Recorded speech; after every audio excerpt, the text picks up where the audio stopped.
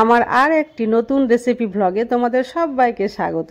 আজ শনিবার, সকাল প্রায় 6:30। 6:30 হলে কি হবে, দেরি তো হয়েই গেছে উঠতে, তাই না? কারণ আমি তো 6টার সময় উঠি। আর আমি ভুলেই গেছিলাম যে আজকে আমার ছেলের স্কুল আছে, কিন্তু ছেলে বললো যে মা আজ শনিবার, আজকে তো হাফ ডে, তো রান্না তো করতেই হবে।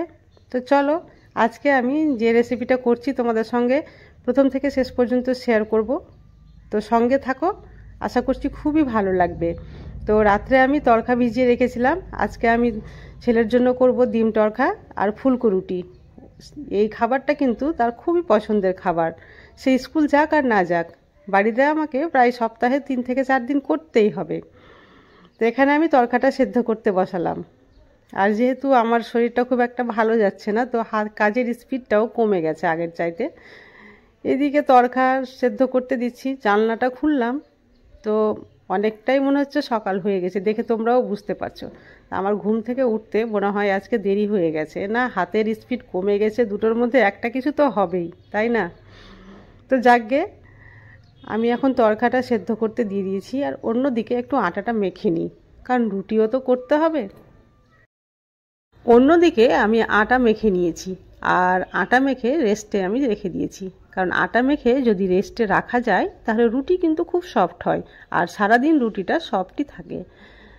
তো আটা মেখে আমি রেখে দিলাম, প্রায় 15 মিনিটের মতো রাখলেই হবে, কারণ এইদিকে 15 মিনিটের মধ্যে তড়কাটা সম্পূর্ণ কমপ্লিট হয়ে যাবে, শুধু সেদ্ধ হয়েছে, এর মধ্যে তো কোনো মশলা দেওয়া হয়নি।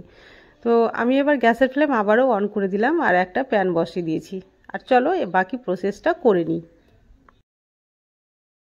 প্যান গরম হলেই দিয়ে দিচ্ছি সর্ষের তেল। সর্ষের তেল দিয়ে তড়কা করলে একটা আলাদাই ফ্লেভার আসে। তেল গরম হয়ে গেলেই দিয়ে দিচ্ছি আমি 2টো শুকনো লঙ্কা, আর তারপরে দিয়ে দিব আমি কাঁচা লঙ্কা কুচি, আদা কুচি, রসুন কুচি, পেঁয়াজ কুচি। এগুলো দিয়ে খুব ভালোভাবে গোল্ডেন ব্রাউন করে ভেজে নেব। এই মশলার প্রসেসটাই কিন্তু সবচাইতে আসল। আমি যখন এইভাবে তড়কাটা করি তখন আমার ছেলে মেয়ে সবাই বলে, মা তুমি কি ধাবা থেকে শিখে এসেছো? একেবারে ধাবার মতো লাগে খেতে। তোমার তড়কা করার স্টাইলটাও ধাবা স্টাইলের হয়, খুব সুন্দর এবং সুস্বাদু তৈরি করো, তোমার হাতে জাদু আছে মনে হয়। তুমি কি এমন মশলা দাও যে এত টেস্টি হয় তোমার তড়কা? তা আমি বলি যে না রে মা, এই তড়কা বা যে কোনো তরকারি সবার কিন্তু আলাদা আলাদা টেস্ট হয়, এটা একটা হাতেরই টেস্ট। কারণ মশলা তো সবাই আমরা একই রকম দিই, কিন্তু সবার রান্না সব রকম হয়। এই যে গল্প করতে করতে পেঁয়াজগুলো ভাজা হয়ে গেছে, সরিয়ে দিলাম, মধ্যেখানে দিয়ে দিলাম একটা ডিম, কারণ আজকে যেহেতু ডিম তড়কা খাবে, তো এই ডিম দিয়ে ভালোভাবে নেড়ে চেড়ে নিচ্ছি, কারণ ডিমটাও যাতে ভাজা হয়ে যায়। ডিম যদি ভালোভাবে না ভাজা হয় তাহলে আঁচটা গন্ধ থাকবে, আর খেতেও কিন্তু ভালো লাগবে না। তো সেই দিকে একটু লক্ষ্য রাখতে হবে। ডিমগুলো ভাজা হয়ে গেছে প্রায়। এবার আমি দিয়ে দেবো কেটে রাখা টমেটো কুচি, আর টমেটো কুচি দেওয়ার পরে এভাবে নাড়তে থাকবো। গ্যাসের ফ্লেমটা একেবারে লো করে দিয়েছি আমি, কারণ টমেটো থেকেও একটু রস বের হবে, তার ফলে টমেটোও সিদ্ধ হয়ে যাবে। আর টমেটো যখন হালকা সেদ্ধ হয়ে যাবে আর কি, তারপরে আমি দিয়ে দেবো এই তড়কাগুলো, মানে ওই যেটা সেদ্ধ করে রেখেছিলাম তড়কা প্রেসার কুকারে, সেটা আমি এর মধ্যে দিয়ে দেবো। এই তো দিয়ে দিলাম। এবার নেড়ে চেড়ে এখানে একটু জল দিতে হবে। তো আমি কিন্তু জল দিয়ে দিয়েছি, আর সেটা শ্যুট করা হয়নি, তাই আমি তোমাদের দেখাতে পারলাম না। তো এইভাবে আমি খানিকটা এখানে জল দিয়ে একটু পাতলা করে নিয়েছিলাম। আর একটু যখন নেড়ে চেড়ে টমেটোটা একেবারে মিক্স হয়ে যাবে তড়কার মধ্যে, তখন তড়কাটা আরও ভালো লাগবে। আর যে রাজমাগুলো তড়কার মধ্যে রয়েছে, তো আমার ছেলে আবার রাজমা বার করে ফেলে দেয়, যখনই তড়কা খেতে দেবো একটা একটা করে রাজমাগুলো বেছেই ফেলে দেয়। তাই আমি চামচ দিয়ে রাজমাগুলোকে একেবারে ঘুটে ঘুটে দিয়েছি ভিতরে, যাতে তড়কার সঙ্গে মিক্স হয়ে যায়, ও দেখতেও না পায়। সবশেষে আমি দিয়ে দিলাম কাসুরি মেথি। কাসুরি মেথি আমি একটু শুকনো খোলায় গরম করে নিয়েছিলাম। এবার কাসুরি মেথি দেওয়ার পরে দিয়ে দিলাম তড়কা মশলা। এবার একটুখানি ঘি দিয়ে নামিয়ে নেব। এবার সম্পূর্ণ রেসিপিটা সম্পূর্ণভাবে এবার কমপ্লিট হয়ে গেছে। তড়কা তো রেডি হয়ে গেল, আর দেখতেই পাচ্ছ কতটা সুন্দর হয়েছে। এবার আমি রুটিটা করে নেব। তো রুটি করার জন্য আমি প্যান এবার বসিয়ে দিচ্ছি। আর একটা জিনিস তোমাদের বলা হয়নি, আজকের রুটিটা কিন্তু আমি বেলিনি, বেলেছে আমার ছেলে। আমি যখন ওকে বলছি তোর ভিডিওটা করে নি, তো বলছি তুমি কি আমাকে মেয়ে বানাচ্ছ, সবাই দেখে আমাকে মেয়ে বলবে, রুটি আমি বানিয়ে দিচ্ছি তোমার সুবিধার জন্য, তুমি চুপচাপ করে রুটিটা সেঁকে নাও।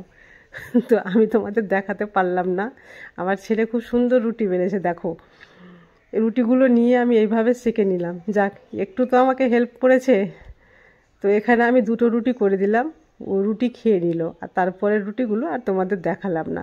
এবার আমি একটু বাইরের দিকে আসলাম, তো দেখো কি অবস্থা, গাছের পেঁপেগুলো কি হয়েছে। পেঁপে ভেঙে ভেঙে নিয়ে আসলাম গাছ থেকে, একটা পেঁপে দেখো একটু কাঁচাই রয়েছে, পাখি কিন্তু খেয়ে নিয়েছে, তাই রাগ করে 4টাই ভেঙে নিয়েছি। এ গাছে থাকলেই তো খাবে, পাকতে আর দেবে না পাখি। দেখো কত সুন্দর পেঁপেগুলো, আর এক একটা পেঁপের ওজন কত, তোমরা হয়তো ভিডিওতে বুঝতে পারছো না। পেঁপের ওজন কিন্তু অনেক। এই যে এই পেঁপেটা অনেক বড় পেঁপে, এক হাতে তো চারাই যাচ্ছে না। তো গাছের পেঁপেগুলো আমাদের চাইতে পাখিরাই বেশি খায়। এই যে দেখো কত দুষ্টু ছেলে, আমি কত কষ্ট করে রান্না করলাম ওর জন্য যে ও স্কুল যাবে, এখন দেখো বলছে যে আজকে শনিবার হাফ ডে, স্কুলটা না গেলেও হয় মা, সোমবার থেকে যাব, আর বাইক নিয়ে এই যে পালাচ্ছে। তো মনটা খারাপ হবে না বলো? এত কষ্ট করে রান্না করলাম, অথচ সে খেয়ে গেল না স্কুল, বললো যে আজকে শনিবার যাব না, সোমবার থেকে যাব। তা আমি আর কি বলবো বলো। এতক্ষণে বাজার থেকে ওর বাবাও চলে এসছে, এবার দুপুরের যে রান্না করতে হবে আবার, সেগুলো আমি অ্যারেঞ্জমেন্টগুলো করে নিই। তো মেথির শাক নিয়ে এসেছিল, মেথির শাক এইভাবে আমি কেটে নিলাম। আজকে মেথির শাকটা আমি রান্না করব আলু দিয়ে। আর মেথির শাক বেগুন দিয়েও খেয়েছি, ধরো অন্য শাকের সঙ্গে মিক্স করেও খেয়েছি, মাংস দিয়েও খেয়েছি, মুরগির মাংস দিয়েও খুব সুন্দর লাগে। তো আমি আজকে ভাবলাম ছোট ছোট আলুর ভাজা দিয়ে মেথির শাক করব। তাই এখানে আমি শাকগুলো আমি কেটে নিয়েছি, আর একটা আলু আমি খুব সুন্দর করে ছিলে নিলাম আর ছোট ছোট করে কেটে নিচ্ছি। কিন্তু পেঁয়াজের পরিমাণটা একটু বেশি দিতে হবে, তাই পেঁয়াজগুলো আমি কেটে নিচ্ছি। আর এই রেসিপিটা সত্যি গরম ভাতে খুবই ভালো লাগে। আর যে মেথির যে তেতো ভাবটা সেটাও থাকে না, কিন্তু মেথির যে ফ্লেভার, সে ফ্লেভারটা অবশ্যই থাকে। তা আমি টমেটোও কেটে নিলাম, কারণ টমেটো টক করব। আর মাছ দেখো 2 রকম মাছ নিয়ে এসছে, কারণ ছেলেগুলো মানে ছেলে মেয়েরা আমার আর কি এই ছোটো মাছটা পছন্দ হয় না, তো ওদের জন্য বড় মাছটা নিয়ে আসা হয়েছে, আর ছোটো মাছটা আমরাই খাবো। তো বড় মাছটাও রান্না করব, ছোট মাছও রান্না করব। আর এদিকে সিম যে আছে, তো সিমটাও করব একটা কিছু। তো চলো রান্না রেডি করে দিয়েছি, ভাত হয়ে গেল অলরেডি। আর এদিকে কথা বলতে বলতে আমার রান্নাও কমপ্লিট হয়ে গেল। রান্নাটা আজকে আমি তোমাদের সঙ্গে দেখালাম না, কারণ ভিডিও অনেকই বড় হয়ে যেত। তো আমি রান্না করে নেওয়ার পরে আমি তোমাদের দেখাচ্ছি যে আমি কী কী রান্না করেছিলাম। এখানটায় আমি বড় মাছটা টমেটো দিয়ে করেছি, দেখো কত সুন্দর কালার এসছে, দেখেই লোভনীয় লাগছে তাই না? তো এইভাবে তোমরাও করে দেখিও, খেতে কিন্তু খুবই সুন্দর লাগবে। আর তারপরে দেখো মেথির শাকটা বলেছিলাম যে আলু দিয়ে করব, তো মেথির শাকও আমার আলু দিয়ে তৈরি হয়ে গেছে। তো এটাও কিন্তু কমপ্লিট করে নিয়েছি। এবার যে ছোট মাছ ছিল, ওরা বললো যে ছোট মাছ রান্না করে খাবো না, এভাবে পেঁয়াজ দিয়ে আমরা ভেজে খাবো। তো পেঁয়াজ ভাজাও করে দিলাম। রান্না করতে করতে প্রায় 2টো বাজতে 5 মিনিট দেরি। এখনও কিন্তু আমি স্নান করিনি, আর হঠাৎ আমার নজর পড়লো এই বয়ামগুলোর উপরে। আমি তো তোমাদের সঙ্গে সবই শেয়ার করি, কিন্তু এটা শেয়ার করা হয়নি। সেই দিন আমি মেলা গিয়েছিলাম না, তো কিছু কিছু জিনিস আমার বাকি ছিল, তো এটা আমি পছন্দ করে রেখে এসেছিলাম। তো ওদের বাবা আবার মেলা গিয়েছিল, তো আমি যেতে পারিনি, তো আমার জন্য এই বয়ামগুলো নিয়ে এসছে। কারণ সামনে আবার আম হবে না, তো আমের সিজনে আমি আবার আমের আচার করব, আমের জেলি করব। তো এইগুলো ছোট ছোট বয়ামে রাখা খুব সুন্দর হবে। আর দেখো কতটা এর থিকনেস, একেবারে মোটা, পাতলাও নয় কাঁচটা, আর দেখতে কতটা সুন্দর লাগছে। তো আমাকেও ভালো লেগেছে, তো তাই ভাবলাম আমি তোমাদের সঙ্গে এটা কেন ছাড়ি, এটাও শেয়ার করে দিই। তো খুব সুন্দর হয়েছে, দামগুলোও খুব বেশি ছিল না, পার পিস 40 টাকা করে পড়েছে। দারুণ হয়েছে তাই না? আমি তোমাদের এগুলো দেখাচ্ছি, অন্যদিকে দেখো মজা।